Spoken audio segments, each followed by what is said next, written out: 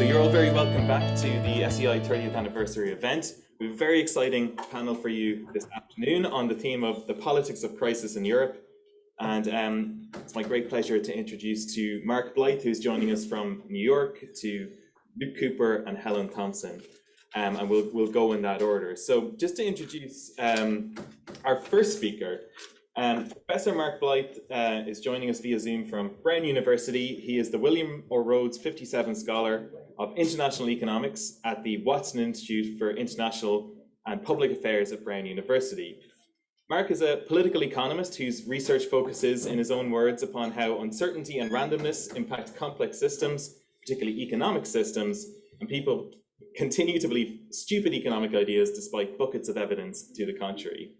He is the author of several indispensable books on political economy, including Great Transformations, Economic Ideas and Institutional Change in the 20th Century, and particularly for me at least, his invaluable work on the Eurozone crisis and the global financial crash has really shaped the scholarly debate on the topic.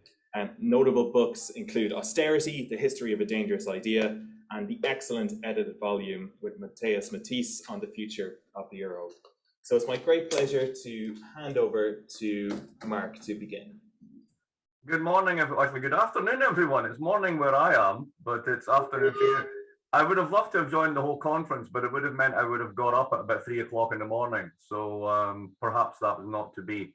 So a couple of caveats before we begin. I have not been party to the conversation that you've had already, so some of this stuff may come in at a strange angle. The first one is a caveat. Everything I'm about to say could be completely upended by Uncle Vlad and his big bag of rockets over the next 12 months. And I don't think there's any real way of pricing that in. So I'm going to kind of ignore it until we get to the Q&A. The second thing is essentially to frame what I'm about to say. I was asked to go to Greece and talk about the 20th anniversary of the introduction of the euro. And the question that we set for that particular agenda was, what was the euro for? We don't often sit back and reflect upon that. And a very sort of reduced form way of thinking about it was the euro, from the Delors Committee onwards, was a response to a perceived crisis of the 1970s, which basically said we need to do structural disinflation and integration in these economies and effectively disable fiscal policy because it doesn't work anyway, and focus upon price stability. In that regard, it was remarkably successful. Had some pathologies built into it that I'll go through in a moment, but that's kind of what it's for. The question is now, 40 years later, is that still fit for purpose? So rather than sort of going over the archaeology of whether it was ever fit for purpose, is it actually going to work now in what seems to be a very different world? So with that, I'm going to share the screen and walk us through some slides. Okay, can you see these okay? Give me a thumbs up if you can, great stuff. I'll go to full screen. Here we go. So 20 years of the tangible and intangible, what have we learned from and about the euro?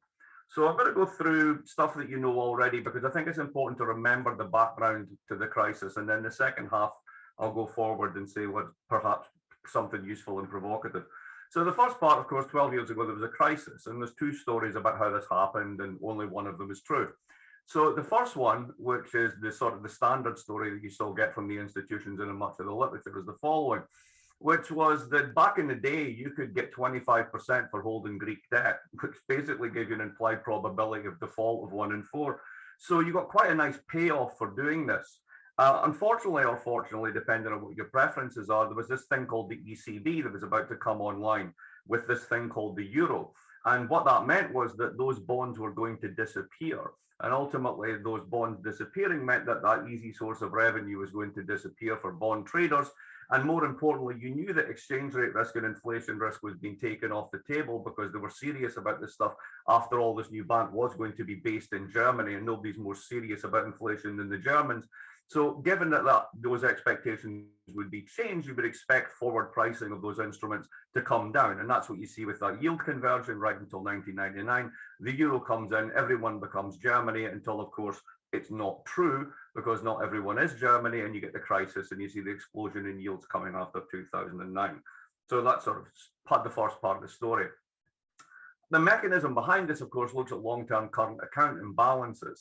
And what you see there is basically that Germany was actually in deficit until 2000 and then becomes essentially, until the early part of the Euro crisis, the only one running a surplus, really, with Ireland resurging a little bit there as well, and everyone else going into deficit. Now, what should we make of that?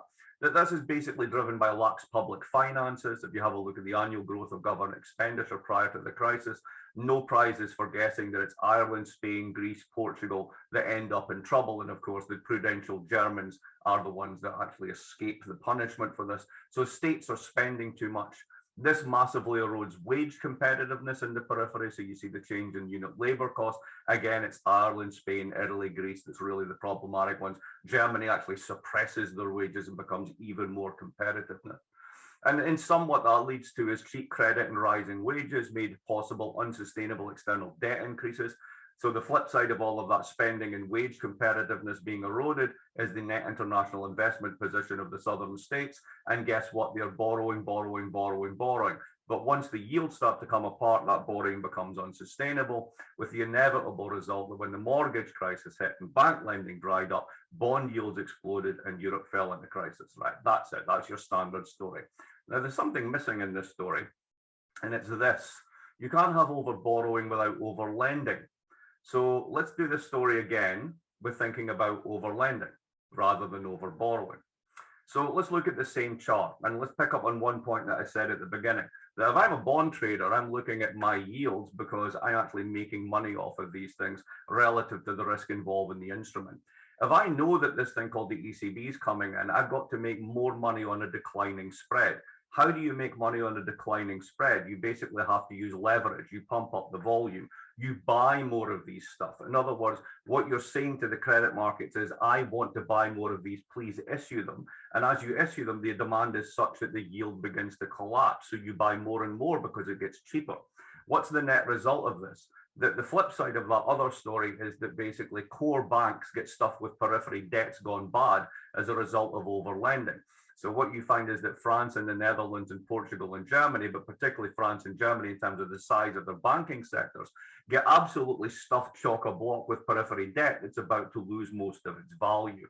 What's the take home on this? By 2012, on the left, you have Eurozone GDP, and then on the right, you have bank assets. Now, remember the thing about bank assets is that what banks called assets, everyone else calls a liability. So when you can't get these things paid back, they're no longer assets, they are liabilities. And that's basically a too big to bail system. So what do you do if you want to stop a bank run around the bond markets of Europe as a result of everyone finding out that you can't pay back all that debt and you're about to lose massively on incredibly levered bank balance sheets? Well, of course, you basically have to bail out the banks, and you do that by pretending to bail out Greece. This is what I wrote in 2015 about basically a pain in the Athens.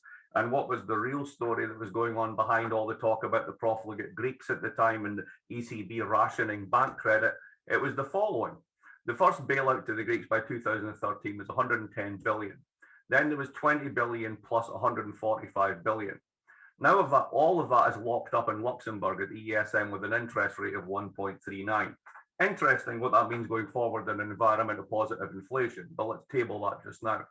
Now, here's the funny thing. The bailout funds actually spent in Greece total 27 billion. So there's 200 billion unaccounted for. Where did that go? Well, it certainly didn't go to Greece because by 2013, they were running a surplus, so they didn't need any more borrowing. Though the rest of the funds went right through Greece, back to the French and German banks who did the overlending. It was a disguised bailout. Now, on top of that, of course, you did austerity. Why did you do this? Because you wanted to increase confidence, or at least that was the story. What you were actually doing was making sure that the deficits went down in the periphery countries that were already being squeezed so that you would take the pressure off the bond markets, because ultimately what you care about is those core bank balance sheets again. Now, the problem was there was no confidence fairy. The story that they like to tell of expansionary austerity simply didn't work. Growth in real incomes fell, particularly in the periphery. There was the 2012 tightening with the six-pack and the two-pack and the macro imbalances procedure, which was compounding the deflation. Austerity was not loosened until 2015, and a weak recovery kicks in 2017. So what did this do to the different ways the European economies grow? That decade, if you will, or near decade of restriction and lost growth. Here's a piece from Johnson and Mathis. It's coming out in a volume I've got with Lucio Baccaro and Jonas Pontus, and it's coming out in June on growth models. A very simple way to think about how different European economies grow is to just think about the dynamics between the domestic economic sector versus the export sector, and whether they're strong politically or weak politically. Prior to the euro, I should say, to the crisis, you see a variety of these growth models. So if, for example, to take the two most obvious ones, if you have weak domestic sector in terms of consumption potential and a weak export sector, then basically you have the Italian political economy. If you have a very strong export sector, but rely rather on consumption suppression, that would be the German export model. So the point is there was a variety of these models prior to the crisis. What happened because of the crisis and that idea that we should all be a bit more German was that many of these models became disabled over time. That essentially that the southern economies became, if you will, stasis economies because they were no longer able to rely upon consumption expenditure to drive the economy, given the ongoing deflation. And then the only result was the main result of that was that exports went up simply because import demand collapsed. Now, the result of this on an all-union level is that you get, beginning in 2012, essentially a return to exports. So the Eurozone as a whole, which is really just basically the Germans plus the East Europeans and the northern economies, begin to run a surplus against the rest of the world, while the rest of the Eurozone remains in deficit. And you see this here and continuing in the net international investment position again. The left hand of this graph is essentially the one I showed you earlier on current accounts, taken out to 2020. And what is it that you begin to see there? You begin to see that the north runs a surplus and the south runs a deficit once again, all within a single currency, which means that those exports have to be recycled again, which means that you're doing the same types of private capital flows from north to south, plus also investing abroad. Coincidentally, perhaps the northern European economies became very large buyers of American federal debt between 2014 and 2018 because they needed something to buy. Now, did this change any of this? The COVID's Hamiltonian moment and the response to COVID and the Next Gen Fund, etc. Well, given that around half of it still has to be spent and everyone's at great pains to saying this is not a common debt instrument, I would regard this as more noise rather than signal, but there is something in this and we can return to it if you wish. But has Europe fundamentally returned to growth? Oh, absolutely not. If you see the post-pandemic spike there that comes out of COVID, that's already flatlined now down back to around 1 to 2%, with possible recession coming through in 23. The chart on the right is one of the scariest charts you'll ever see. This is basically Greece's real capita GDP as a percentage of German GDP. And as you can see that basically they got just before the crisis up to around 65%, and then it collapsed in the crisis. And you can go all the way up to 2060, and they will simply not recover anywhere that they were close to until around 2008. How's that recovery feeling? Well, again, let's look at it pre and post crisis. 1999 to 2007, you see real per capita growth right across the zone. What we see is very sclerotic growth for everyone except possibly Ireland, which is not exactly a large economy. And again, if you're Greece and Italy, that's a real problem. We'll get back to why Italy continues to be the real problem, is actually now the real problem in a second. In amongst all of this, the ECB emerged as the leader of last resort rather than the lender of last resort.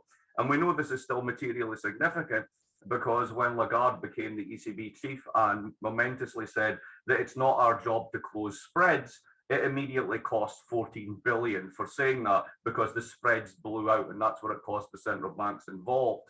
So the ECB, continuing just now in the midst of an inflation with its QE program, simply tells us one thing, that the main job is to keep bond yields suppressed and keep buying them whenever you're in recession. They've bought 35 billion in Greek and 250 billion in Italian debt since the pandemic.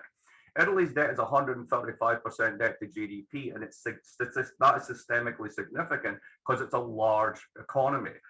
Greece is 212, and it's all locked up in the ESM. That one doesn't really matter, but Italy does. It's gone from being a crisis of banks being too big to bail to essentially having one country that has permanent negative growth, which is Italy, which is too big to fail. So it's not your job to close spreads. Yes, it is, and you're stuck doing it regardless of the conditions. Now, that leadership, if you want to call it that, eternal yield suppression, is contingent upon the export machine continuing, because that's the only way that Europe has been growing. And the problem with this going forward, I see, is the first one. China is slowing down and trying to change its growth model, and that's the main destination for European exports. And the US has rediscovered tariffs and will rediscover them again, particularly when the Republicans get re-elected in 24. Problem two, the current moment, geopolitics, of course, makes domestic consumption more attractive. But the problem with turning to domestic consumption is that all of those rules that we've written and the very design of the euro disables domestic consumption as a driver. And the only way you could do this, if you really allowed the euro to internationalize, that would also kill your export model. So that one's not going to happen. So this leads us pretty much in conclusion. I'll wind up now to what I call the double Hotel California problem. The Hotel California line, of course, is you can check in, but you can't check out. But you can get capital flight in a single currency. So if you think about, if you get to a point whereby either the Greeks or the Poles or the Hungarians decide to do a runner on this, anyone with any brains in this country, in these countries, would immediately open a German euro-denominated bank account. You would have capital flight within a single currency. The target two system would explode. And if you did decide to get out, you would probably destroy half of national savings on the way out the door. This means that you can't really get out. You can only change the rooms. And that opens the door to the possibility of major reforms to allow consumption-led growth. Or do we do what we seem to see just now, which is the increasing use of off-balance sheet trickery to fund the green transition, to fund the arms build-up, et cetera, et cetera? Do we have the courage, in a sense, to confront what's wrong with the euro and fundamentally change the rules? That would require the end of deficit fetishism and a fundamental rethink of what the euro is for, away from what I suggested what it was for at the beginning. And you really would have to face up to the need for a common debt instrument beyond the next gen fund to properly fund the green transition, which becomes all the more important when you've decided you're not going to deal with Russian oil and gas anymore. That means fundamentally the end of the second principle that governs the ECB, not price stability, the idea of market neutrality. That is to say that their purchases cannot affect credit flows within the currency zone. You're going to have to absolutely get involved in that and politicize it if you want to get anywhere on the agenda that you've outlined. If you don't, you're just faking it. So this is the final slide. What's the future for the euro at 20 years? Well, you can't become a global currency because you can't internationalize because you're dependent on exports. You're still generating your own risks. You've still got those north-south capital flows, but the really big one is Italy, which basically doesn't grow, hasn't grown in 20 years, doesn't have a viable business model, and is essentially permanently in recession, but is still adding debt. It's still incomplete institutions and still trying to make sense of one size fits all, as Vivian Schmidt once put it. And there's a desperate need to turn to consumption growth, but all of that is hamstrung by the above. So that's where I think we are, and I will leave it at that. Thank you. Fantastic.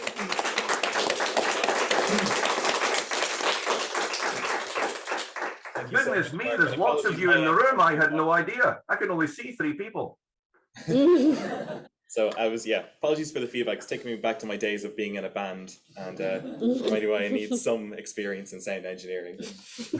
So up next, I'm delighted to introduce Dr. Luke Cooper. Dr. Cooper is a consultant researcher based at LSE Ideas, the foreign policy think tank at the London School of Economics. He was previously a visiting fellow on the Europe's Futures Programme at IWM, the Institute for Human Sciences in Vienna, and is currently researching European politics and the global rise of authoritarianism. Luke has written numerous publications, including multiple excellent articles on theorizing on even and combined development. He's written 3 books, I believe, Luke, at least 3, Beyond Capitalism, The Future of Radical Politics, more recently, Authoritarian Contagion, The Global Threat to Democracy, and Citizenship, Identity, and Social Movements in the New Hong Kong.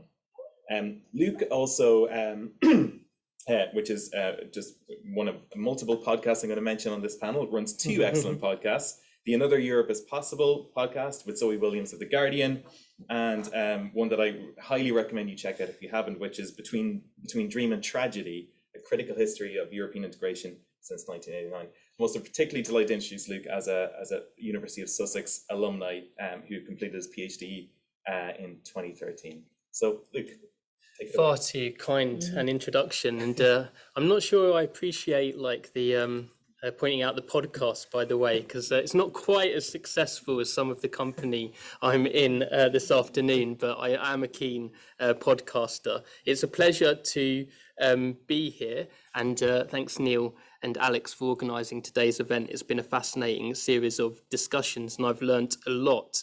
I know, like a lot of friends and colleagues in the room, looking into the archive and seeing what we can find. And as I was coming to Sussex to celebrate the 30th anniversary of the European Institute, I thought I'd take a look and take a think about what the sources might tell us about the conjuncture of 1992, when the Institute was founded. And I want to start with a contrast between that conjuncture of 1992 and the conjuncture of 1989.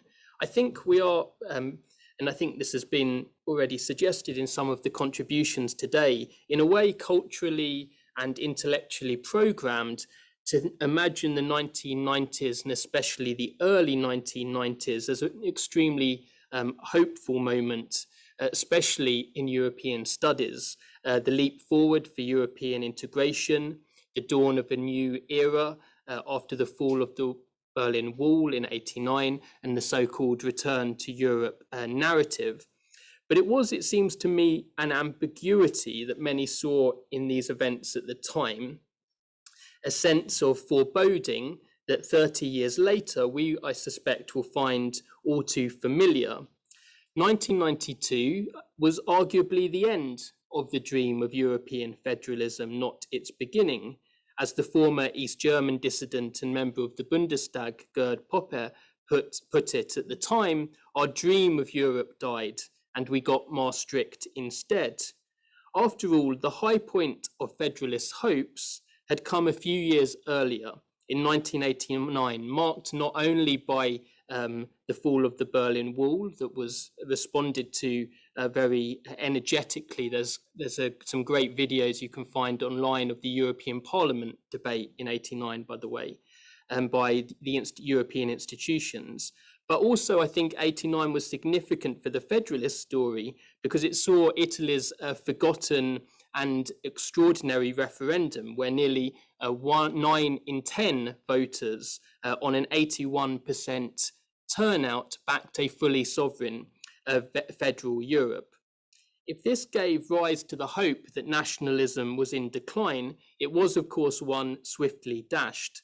1992, I think, was an altogether darker political conjuncture. It saw, of course, the return of war to Europe as the former Yugoslavia went through its bloody collapse. And it was perhaps unsurprising then, when I was looking through the archive, to find that Professor Helen Wallace turned her attention to these events at the founding of the European Institute in November 1992. She warned, and I quote, "Contemporary Europe is full of movement, and too much of the movement is too turbulent for comfort. The most tragic war in a generation is unfolding in Bosnia. 1992, she said, is also drawing to a recession-bound close." Wallace was not alone at all, I think, in expressing this sense of a world troubled, because other contemporaries painted a very similar picture.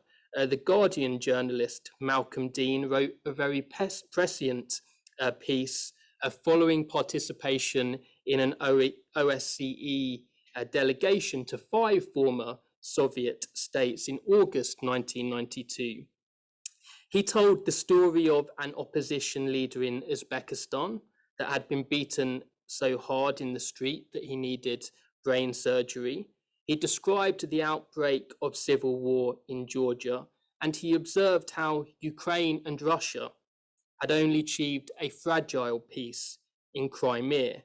And he noted there were several somber common themes of his visit: bitter ethnic tensions, universal animosity towards Russia and Russians, discontented and disappointed consumers, and frail, vulnerable economies.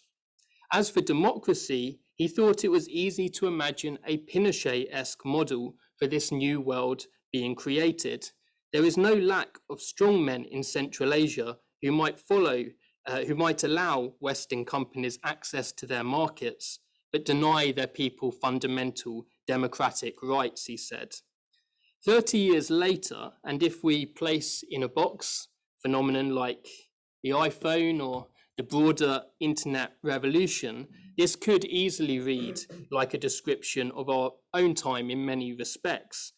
And I think the point of this this analysis of or survey of the conjuncture of 92 and its perhaps striking parallels to today is not simply to be reminded of the power of that famous French aphorism, the more things change, the more they stay the same, but to recognize we, as humans on this planet, continue to search for a way out from the many traumas that bedevil life: war and violence, economic insecurity, corruption and authoritarianism, and the ecological damage wrought by industrial civilization.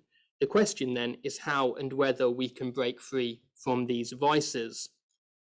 And I think another way of framing this question, one familiar, of course, to students like me and Neil at Sussex of international relations, is as a matter of security. What does it mean to live a secure life? And which group should be subject to a state's claim to offer protection? In 2022, Putin's invasion of Ukraine has made this, of course, a critical topic of discussion in Europe and across the world. Despite the many continuities with our past, we might well be at a critical juncture in which the security architecture of European states is being reconfigured in a perhaps radical way. And the risk I see in this moment can be summarized as the allure of a kind of Europe first posture. Of course, this is a reformulated version of a much better known slogan associated with a particular American individual. And I'm don't want to go as far to argue today that Europe is moving in a sort of straight line Trumpist direction, but make a slightly different argument in my use of this term. Now, to be clear, I don't want to stand here and make a perhaps naive case for pacifism in light of the events in Ukraine. I believe passionately that Ukraine should be provided with the military and economic needs and aid that it requires in order to fight a war of self-defense, one rooted in both legal and moral justifications. While sanctions do not have a very strong record as an instrument of foreign policy, and Mary Cowdell, my LSE colleague, alluded to this in her keynote this morning, I am still a reluctant supporter of them in this particular case as an alternative to military intervention on the side of Ukraine. But we do have to look beyond these immediate policies and reflect upon how we can calibrate them to address those long-standing problems of rising ethno-nationalism and indeed imperialist militarism, vices which, at risk of stating the obvious, are not, of course, the exclusive preserve of Putin's Russia. So to help us navigate these issues, I want to give particular emphasis here to the distinction between a deterrence-based security policy and one, on the other hand, which pursues the principle of collective security. And I will argue here that it's the pursuit of collective security principles which will allow us to ensure that pushing actively for a Ukrainian victory supports rather than undermines the rules-based order. So let's consider these distinctions. According to a deterrence-based security framework, the greater the accumulation of military resources by a state or bloc, the greater the level of its protection from foreign aggression. This framework, of course, dominated in the Cold War, and its logical conclusion was famously mutually assured destruction. It involves a narrow conception of the community to be protected, usually defined through notions of national identity or some form of quasi-civilizational bloc identity, like the West, and prioritizes the security of states. Indeed, I think we can argue that it is a state-centric rather than people-centric approach, or at least assumes particular peoples have security interests that are aligned with or identical to specific states.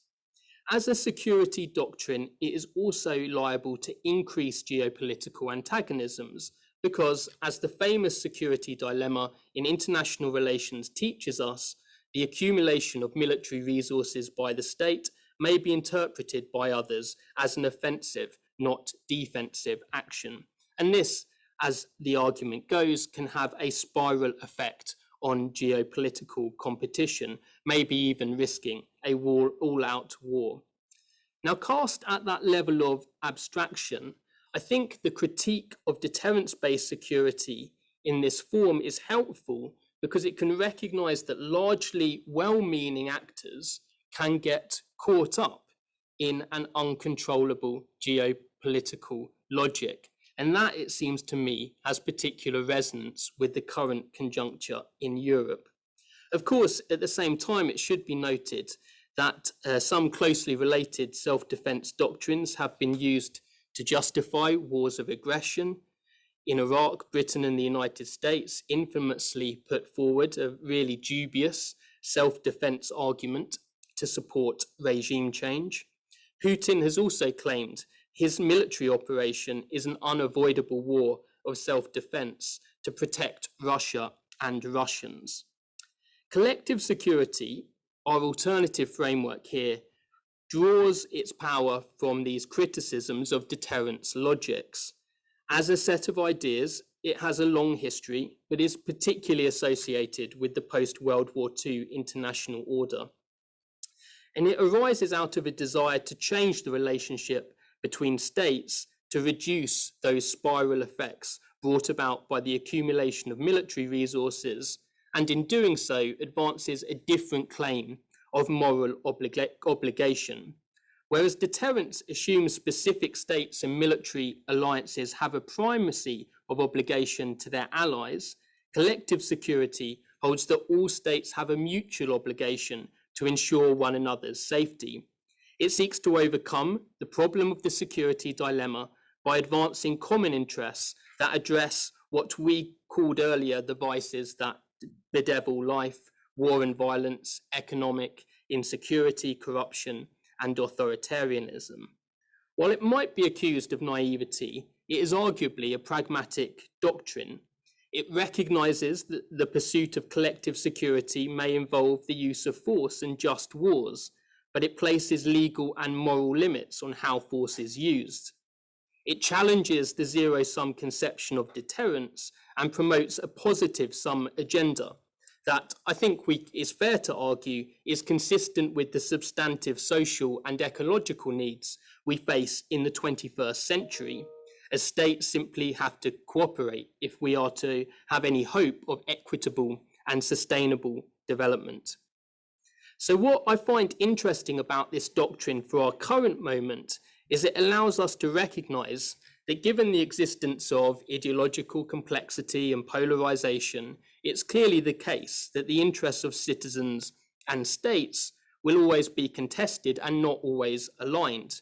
This means that by questioning to a certain degree presumptions around national interests that drive deterrence logics, it operates and we can reject the claim that Putin is representing the true interests of Russians in prosecuting his war of aggression. And we might also recognize more broadly that making claims on the national interest may often veil or disguise underlying ideological motivations and interests that are left unstated. Collective security also recognizes that other states and actors have an obligation to assist Ukraine's self-defense. But it also follows from this framework that because conceptions of the national interest are subject to ideological dispute, the military resources that states accumulate today could, in principle, be used in the service of expansionary wars by authoritarians tomorrow. Recognizing this means that states should pay due heed to the need to focus on weapons that are substantively defensive and embedded insofar as that is possible in multilateral structures that are explicitly committed to collective security. And this, I think, leads to the further pragmatic position that just because Ukraine is prosecuting a legitimate war of self-defense today does not give it or any other country immunity from the kinds of ideologies that generate this type of ethno-nationalist politics we associate with today's Russia. And of course, Trump in the United States too, and many other cases. So where does Europe fit in here? Well, judging by its official statements, EU thinking about its relationship to the rest of the world is undergoing a major transformation. And this leap appears to involve a conscious step towards a deterrence policy and away from the principles of collective security. We can build this argument and case by analysing two documents, the 2016 EU Global Strategy and the 2022 EU Strategic Compass. Whereas in 2016, the EU was keen to warn against, and I quote, the illusion that international politics can be a zero-sum game, in 2022, a new language prevails, and the bloc stated frankly, we live in a world shaped by raw power politics. So although in 2022, the EU remains committed to upholding the rules-based order and the roll call of global institutions associated with it, like the UN, the document downplays the emphasis on the use of ideas and persuasion to support this system. Joseph Nye, in international relations, famously referred to soft power as the ability to convince an external party that their interests align with your own. Back in 2016 and many times previously, the EU boasted that the bloc has always prided itself on its soft power, and it will keep doing so because we are the best in the field. But in 2022, the only references to soft power in the document, the Strategic Compass, are pejorative, referring to the risk of weaponization of these techniques by external actors through hybrid conflict style acts of aggression. Now, this shift, it seems to me, is significant because it involves the tacit assumption that although democratic values should be upheld, there is this implied skepticism over the ability to persuade others of their utility. And this arguably deepens that well-known tendency of pro-Europeans to engage in talk of European values, which essentialize principles of justice and democracy that should arguably be seen as universal, and turning them instead into qualities associated with the cultural reproduction of a civilizational bloc. And in terms of the wider conflict between democracy and authoritarianism underway, the risk here is it misdiagnoses the problem. For although the EU's Democracy Action Plan is cited in the Strategic Compass, a plan that recognises and responds to internal threats to democracy in Europe, for the most part, the document situates the danger of authoritarian regression as a purely external phenomenon of the new hostile geopolitics. And at the level of political economy, the document illustrates the move away from free market globalization that is much talked about. Strategic autonomy and the related security supply chains discourse, both cited in the Compass, are arguably steps in the direction of a kind of European protectionism, and they carry, especially in relation to critical raw materials, those considered to have very high importance to industry and the green transition, the danger of an extractivist and quasi-imperialist, indeed, political economy, which leads the EU and EU member states to make quasi-sovereign claims on external resources that are not within the jurisdiction of EU member states. In other words, without a broader collective conception of political and economic transition, it is easy to see how Europe could be drawn into aggressive actions that prosecute the interests of its own citizens, or perhaps more accurately, companies and industries, at the expense of wider social and developmental needs. Interestingly, the Compass also held its status as an intergovernmental document, explicitly criticising the partially supranational process which had led to the adoption of the 2016 and 2003 foreign policy frameworks. The compass is the property of member states, and as a result, they are expected to implement it. That's the argument that it puts forward. And this procedural difference feeds into a pretty clear political one, because whereas in 2016, the EU strategy had talked positively, and perhaps we might say somewhat hypocritically, given what was going on at the time, about migration and migration governance, the need for legal routes, despite being produced at the high point of the refugee and migration crisis, it put forward this positive case explicitly as a point of antagonism to European member states. The 2022 framework, in contrast, moves starkly away from this more humanitarian conception. Irregular migration is simply listed as one of a seemingly ever-growing list of security threats facing the citizens of Europe. In short, and I think it is reasonable to see the document as motivated by a simple maxim: Europe first. So where does this leave us? The increased defence spending that the document envisages may well be necessary, but the question is, can this be cast in what we might call the pragmatic realism of collective security, recognising the need to build political economies that address the long-term structural conditions producing these violent convulsions in the human order?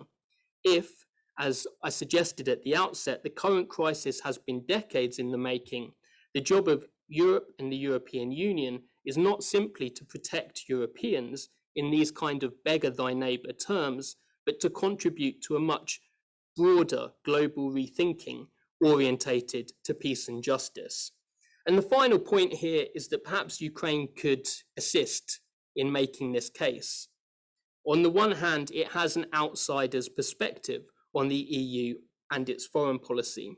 And on the other hand, it has consistently called out the politics of Europe first.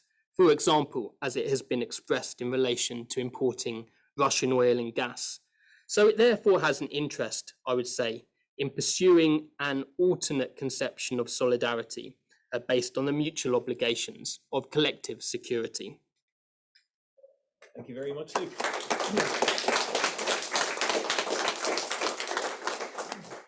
Well, last but not least, we have Professor Helen Thompson. Professor Thompson is Professor of Political Economy at Cambridge University and is a Fellow and Director of Studies at Clare College. I first encountered Professor Thompson through her academic work on the global financial crash and the Eurozone crisis, which I think has consistently been among the most original, most challenging research in the area. She's the author of numerous books, including, I checked this yesterday, the #1 ranked political economy book on the Amazon rankings, which is called Disorder, Hard Times in the 21st Century. She's also the author of Oil and Western Economic Crisis, China and the Mortgaging of America, and Might, Right, Prosperity and Consent, Representative Democracy and the International Economy. Since 2015, Helen has co-hosted the much missed podcast Talking Politics, and has also written articles for the London Review of Books, the New York Times and the Financial Times. And we're delighted to welcome her here today. So thank you, Helen. Thanks very much, Neil. In a way, I think that where I'm going to start is where Luke ended, in a way, so that's quite useful.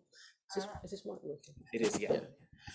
So I want to talk about Europe's present energy predicaments around the war in Ukraine and try to give what's happening at the moment a quick history, skipping through the 20th century rather rapidly, as we'll see, to show the stakes for Europe of what is happening at the moment. Now, as we know, Europe has faced a pretty,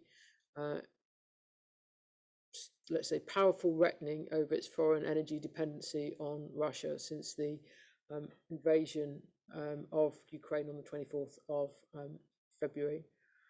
And I think it's fair to say that the energy relationship with Russia has become a matter, in some sense, of everyday life in European countries, captured, I think, pretty neatly when the Italian Prime Minister Mario Draghi said on Italian television, well, he asked Italians in a television address, do you prefer peace or the air conditioning on? And as far as I can see, I think that this month there are going to be some restrictions in Italy on the temperature that any house can be cooled to. This is a pretty different kind of politics than any that I think that we've been used to in Europe for a long time, I would say, going back in this respect to the 1970s. It's also true, I think we can see that this question of the energy relationship with Russia and what now to do about it has been pretty divisive between EU members. It looks like some EU countries are at least indirectly paying for gas in rubles, as Putin requested. Others are not. It looks, I keep checking this, but it still doesn't seem resolved, that Hungary and Slovakia are going to have some kind of extra time to comply with what look like they will be the sixth package of EU sanctions on Russia that will include stopping the import of any Russian petroleum products by the end of the year, and the end of crude oil imports prior to that. And as we know from a lot of what's been said, this has been particularly tough for Germany. Right in the first few days after the invasion, the German government pushed, it must be said, I think, by the Biden administration, had to give up on the second Nord Stream pipeline, despite the fact that the German government, since 2015, had invested a lot of credibility in defending that pipeline. And the German government itself looks pretty divided, particularly perhaps around the relationship between the Green ministers, not least Robert Habeck, and the SPD. And the reason for that is because the Social Democrats in Germany have a historical relationship with this whole issue of Soviet Union, Soviet Russian energy, going back, as we'll see, to the 1970s. Now, the relationship actually is longer than that, but there is a particular version of German social democratic politics that is bound up with Soviet Russian imports of gas in particular since the 70s. And in some sense, that's captured by the particular, should we say, criticism that Gerhard Schröder, the former social democratic German chancellor, has been subject to in recent weeks about his participation in various Russian energy companies. So I would want to say that we can't really understand the political magnitude of this moment for Europe without seeing that Europe's present tense problems have got a long history that go back to the start of the age of oil at the end of the 19th century. Now, if we think about it in terms of like Europe's place in the world, so to speak, geopolitically, clearly on the Western European side of Europe, and I think it is important to say it was the West European side rather than thinking that there's a single story about European power in the 19th century. The 19th century was the age of Western Europe, the age of Europe, as it might be called, more so, I think, than what had gone before it. Prior to that, Western European power had risen and fallen in the Americas, and it was at some disadvantage, at least I would say, in relation to large Asian countries, not least China. But during the course of the 19th century, pretty much everything changed for Europe in this respect, the West European countries, and obviously Britain in particular. If we say, well, what explains that? It seems to me that the most important thing that explains that was coal-fueled industrialization. That is why Britain became the kind of power that it was in the 19th century. It's why when the Chinese encountered British steamships, in the late 1830s, that they were terrified and found themselves at such a disadvantage. So this age of Western Europe belongs to the age of coal. It belongs to the age in which coal was the only fossil fuel energy of any consequence. But by the time we get to the last decades of the 19th century, particularly 1880s, 1890s, we're beginning to see the emergence of oil as an energy source. And what we can see by the turn of the century is that there are two large oil producers in the world, such as it was then. One of them was the United States, and one of them was Russia. And it's not a coincidence, I would say, that the 20th century went on to be dominated geopolitically by the United States and what started as Russia and what became the Soviet Union. And it's not a coincidence, I would also then say, that the 20th century wasn't very good for Europe geopolitically, and indeed it would obviously in the first half of it includes some catastrophes in terms of what happened. If we go back though before the catastrophes, what we can see is that there's a very strong awareness in European countries, in particular I would say in Britain and Germany in the first decade of the 20th century, that things have changed and that they've changed in ways that are problematic for European countries, because none of them, Austria accepted, and Austria didn't really know what to do with its oil industry, partly because it was in Galicia and was dominated by the Polish nobility, and it was a long way from Austria's few ports. The European countries didn't have a domestic supply of oil. And that meant that right from the start of the 20th century, that two European countries, Britain and Germany in particular, had eyes on the Middle East. And they had eyes on understanding that the future of oil might lie in the Middle East, or at least they did when oil was discovered in Persia in 1908. So the Middle East became pretty central to the geopolitical contests around the First World War.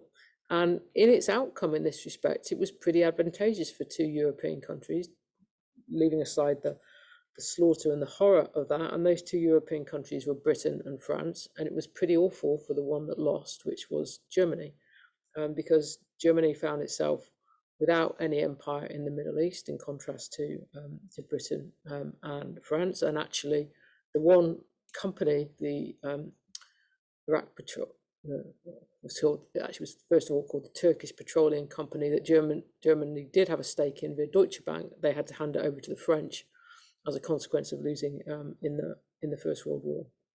So what we see through the interwar years is an attempt by all the three large West European countries, Britain, France, and Germany, in different ways to break their dependency on importing oil from the Western Hemisphere. And that meant from the United States, and Venezuela and Mexico. And this proved rather difficult. And the British and the French also found that they didn't get as much oil out of Mesopotamia, present-day Iraq, as they hoped. And by the late 1920s, Stalin had got the Soviet oil industry up and running again, with the help of some American capital. And what we see the late 1920s through the 1930s is the rise of Soviet oil exports. And all the European countries, including, it must be said, Britain, imported oil during this period from the Soviet Union. Now, what happened from Germany's point of view was that Hitler turned during the course of the war, from what had been an acceptance, obviously a reluctant acceptance of oil dependency upon the Soviet Union. That's an important part of what the Nazi-Soviet pact was about, to try to deal with Germany's oil problems by conquest, by simply taking control of the Soviet Union and Soviet Union's oil resources. And as we know, that drove the Nazis into the particular catastrophes that the war in the East ensued for everybody. Now, when the Second World War came to an end, Western European countries had a predicament, a worse predicament, I would say, in some sense, than they had at the beginning, after the end of the First World War, because this time round, the Americans, Truman administration, didn't want European countries importing oil from the Western Hemisphere. They were sufficiently worried about the long-term future of oil there that they wanted that for the United States, to put it pretty crudely. They also didn't want the West Europeans going back to importing Soviet oil, because by 1947, we're now, at least, if not earlier, we're now in the Cold War situation. So the only place where that was left for the West Europeans to import oil from was the Middle East. And that meant that somebody, a power, had to act as a guarantor of West European energy interests in the Middle East, and that was Britain. That was what was supposed to happen. Britain was supposed to continue to act as an imperial power. The Americans did not want to do that. They wanted West European countries to buy oil from the Middle East. We're now reaching the moment where things are going to turn and reach the present state of affairs, which is a serious crisis. So in 1956, after the Egyptian president had nationalized the company that owned the Suez Canal. Anthony Eden, the British Prime Minister, joined with the French government, Israeli government, to take military action against Egypt, to declare war on Egypt. As far as the British were concerned, indeed as far as the French and the West, and for that matter, Britain was doing what it was supposed to do, which was to be the imperial European power in the Middle East that looked after West European energy interests, or West European oil interests. But Eisenhower was up for re-election. It was also going on the Soviet effective Soviet invasion of Hungary to put down the Hungarian uprising. He didn't want Britain putting on this kind of display of imperial power, and put sufficient pressure on Britain, intense pressure on Britain, by withholding Britain's access to dollars to bring the military action to an end. And what we see as a consequence of the Suez crisis is the beginning of the present tense, now contested energy relationship between European countries, Western European countries, and obviously now the EU more generally, and the Soviet Union. Because if it was problematic to import oil from the Middle East and it was at risk of an American veto, where was it going to come from? It was going to come from the Soviet oil industry, which Khrushchev was busy reconstructing again. Now, when we then move to the 1960s, something else happens, and that is the emergence of gas as a significant energy source. Now, this time around, where gas is concerned, Europe as a whole doesn't do so badly in terms of geographical distribution of gas, because there's the North Sea, and the North Sea discoveries in the 60s show that there's quite a lot of oil and gas there. Pretty difficult though from the German point of view, because none of that, or little I should say, little of that gas was in German waters in the North Sea. Obviously, the Netherlands and Norway and the United Kingdom were the big beneficiaries of that. So what we see in late 1960s Germany going into West Germany, I should say, going into the early 1970s, is a turn, on top of the turn to Soviet oil that has already taken place, the turn to Soviet gas. And effectively in exchange, it often got called gas for pipelines. Gas for pipes, not pipelines, gas for pipes, is that West German companies provided Soviet state with pipes that could be used to build these pipelines that would take the gas from the Soviet Union, particularly from Western Siberia, to Central Europe and Germany in particular. And in lots of ways, I think it makes sense to think that that gas for pipes relationship was the material basis of Ostpolitik. So the West German accommodation with the Soviet Union, in the hope that in the long term that would bring about German reunification. And indeed, in some sense, you might say that it played its part in it. And this was a great social democratic commitment, a great SPD commitment in Germany. The interesting thing, though, is what the consequences are, in terms of, partly at least in terms of the consequences of where we are now, the consequences of all this for the Soviet Union. Because actually what this meant was, by the early 1970s, or the early to mid 1970s, the Soviet Union had made itself financially dependent on energy exports to Western Europe. And it had done so where gas was concerned at just the time when the oil price shocks from the Middle East were going to hit, and there was going to be a general rise in oil and gas prices through the 1970s, particularly oil prices. And this was a time when the Soviet economy had a whole number of problems. And what it did was it allowed the Soviet Union to deal with its growing food problems by basically using that those foreign currency earnings from energy exports to import food from Western countries and have the hard currency in which that they could do that. And really what the Soviet Union in some sense did by that was to set in motion the end game of the Soviet Union, because that was its vulnerability, is that once oil prices crashed, as they did in 1986, and then the Soviet Union still needed foreign currency in order to pay for its food imports, it had got a vulnerability that it had never had before. And it's not surprising in that sense that within a few years of this happening, of the oil price shock of 1986, or what might be called the reverse oil price shock, as it sometimes is, in 1986, that the Soviet empire in Eastern Europe was in trouble, serious trouble, and in the end, as we know, that the Soviet Union itself was in such trouble that it dissolved in 1991 into 15 different countries. Now, where energy was concerned, I would say that that dissolution of the Soviet Union, in a context in which that energy relationship with Western Europe was actually going to endure between Russia and Western Europe, created the geopolitical landscape that is now quite central to the geopolitics of the war that is going on at the moment.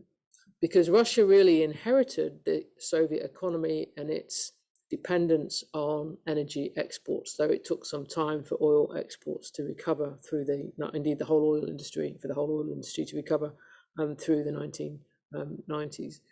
But what it meant was that Russia would now have to deal with this economy in a world in which those pipelines that had once run through the Soviet Union and then into the center of Europe now ran from Russia through independent states, obviously most consequentially Ukraine, before that they reached Europe. And from the Russia point of view, that was a strategic nightmare, absolutely, from the start. And before they went about trying to get Nord Stream, the first Nord Stream pipeline, they went about building a land pipeline that went through Belarus and through Poland to try to avoid a pipeline, or using so much the gas pipeline that went through Ukraine. So the more I've thought about this over the last sort of few months since the war has begun, I thought that actually, from a Russia point of view, this was history beginning where energy was concerned. It was the last thing it was history ending. It all just got like fantastically more complicated from the Russian point of view.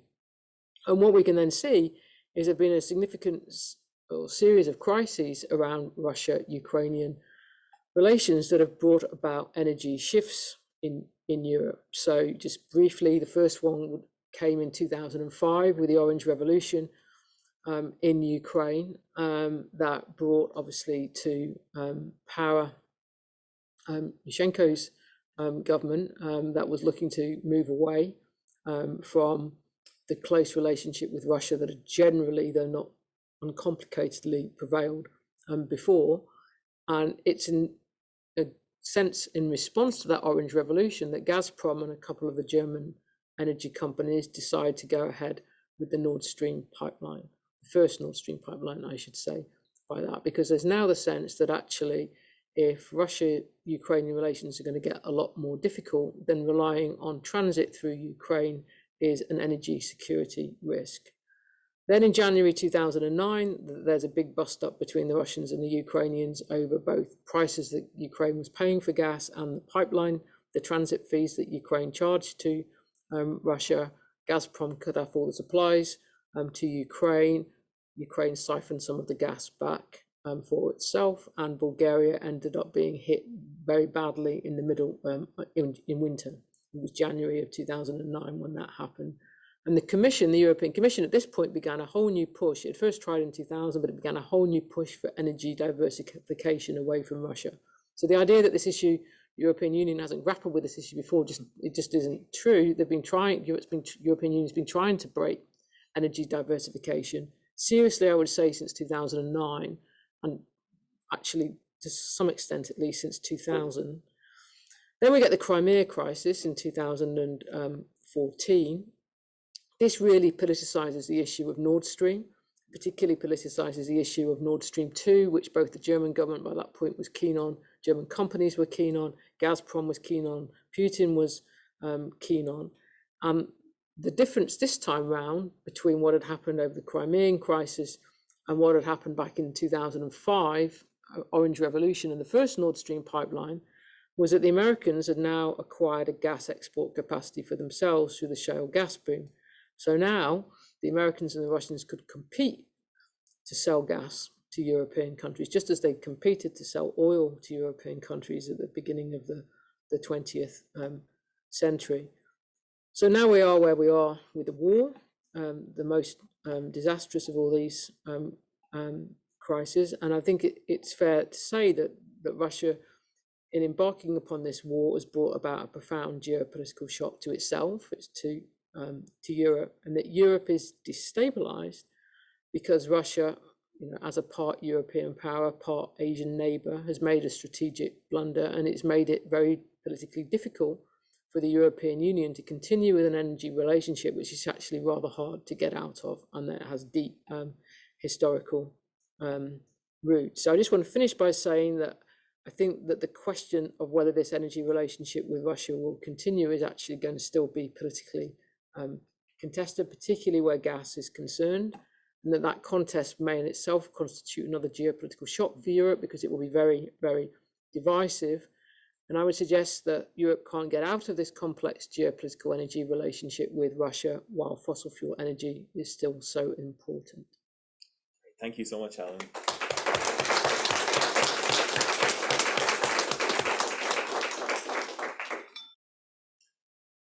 Well, I've been on plenty of panels about crisis in Europe, and I know it's very difficult to end on an optimistic note, but that's not really the point of them, I guess. But I just want to thank our panel for an absolutely fantastic discussion. Thank you, Mark, for joining us from New York.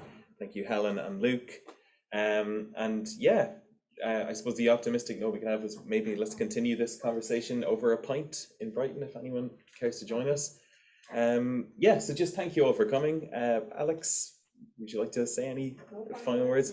Well, yeah, I'll just thank our earlier panel. So Ivan Kalmer, Manuela Buatka, and James Mark. Thank you, and of course our keynote speaker Mary Caldor. Thank you everyone for your questions and participation, and we hope that you'll keep track of future events at the SEI. So thank you very much, everyone.